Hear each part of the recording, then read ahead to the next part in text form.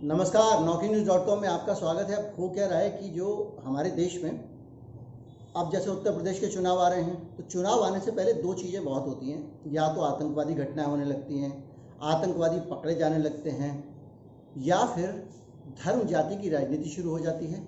जैसे कि जनसंख्या नियंत्रण के नाम पे कानून आ गया है और उस कानून के बहाने एक खास समुदाय को ये कहकर टारगेट किया जाएगा कि वो आबादी बहुत ज़्यादा बढ़ाता है, और उसके नाम पे जो दूसरा समुदाय है उसके लोगों के दिमाग में भरा जाएगा कि तुम देखो ये आबादी ज़्यादा हो जाएगी, ये तुम्हारे ऊपर जो है कब्जा कर लेंगे, ये जहाँ ज़्यादा हो जाते हैं उस देश को अपने धर्म का घोषित कर देते हैं। ये सब बातें आपको अनऑफिशियल तरीक़ों से आपके कान में डाली जाएगी। बीच बीच में एक आध कोई प्रवक्ता टाइप का आदमी भी ऐसी फर्जी चीज़ बोल देगा और ये लिख देगा कि भाई बताना जरा ये सही है कि गलत है, मैंने ऐसा सुना है, और उसके बाद पूरे चुनाव में माहौल बनने लगेगा। हालांकि दुनिया के कितने देश मेजॉरिटी होने के कारण इस्लामिक कंट्री बने, इसका पूरा डाटा लेते हुए एक वीडियो इसी चैनल पे आप निकाल के उसको देख सकते हैं।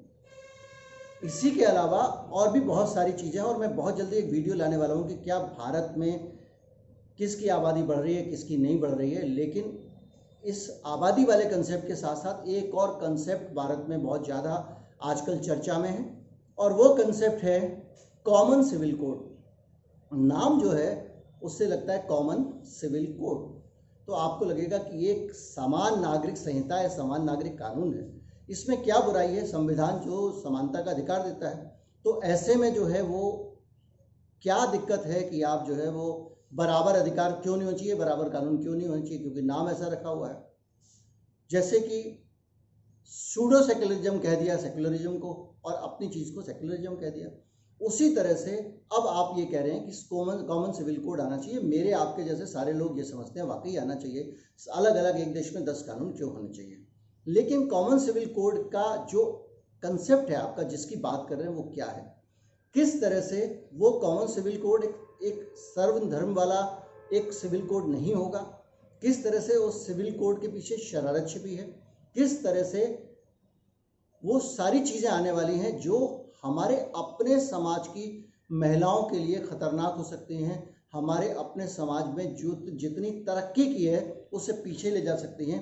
इन सारी बातों को बताऊंगा, कहीं मत जाइए, चैनल को सब्सक्राइब कर लीजिए। वैक्सीन को लेकर तो बुरी खबर आ गई है। कोरोना है भी या नहीं है, जो आपके जीने की पहली शर्त होगी आपको वो करनी ही होगी। और विचलित करने वाली खबरें, सबसे ज़्यादा मुनाफा बाजार को हो रहा है। वायरस है उसका हवा में खुल जाना, इससे बड़े सवाल खड़े हो गए, इस पर बातचीत करेंगे। नमस्कार।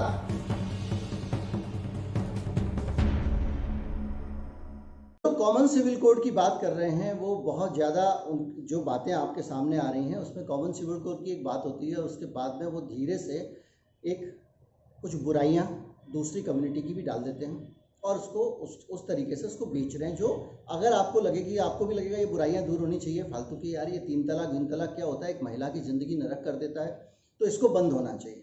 लेकिन इसके पीछे जो है दूसरी कहानियाँ भी होती हैं, उसको आपको समझने की ज़रूरत है। एक मॉडल फार्मूला पूरे देश में बेचा जा रहा है, कहा जा रहा है कि जो गोवा का सिविल कोड है वो बेस्ट है, उसको देश में लागू कर देना चाहिए। वो सिविल कोड जो है लागू कर देंगे तो ये सारी समस्याएं खत्म हो जाएंगी।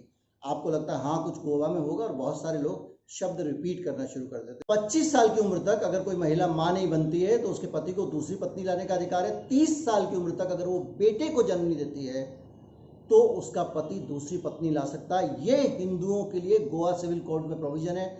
इस तरह के स्टैंडर्ड के घटिया कानून जो बेटे बेटी में फ़र्क पड़ते हैं, लड़का लड़की में फ़र्क करते हैं, और बेटी की माँ को दोयम दर्जे का समझते हैं बेटे के मुकाबले, ऐसे घटिया कानून की दुहाई इस देश में दी जा रही है।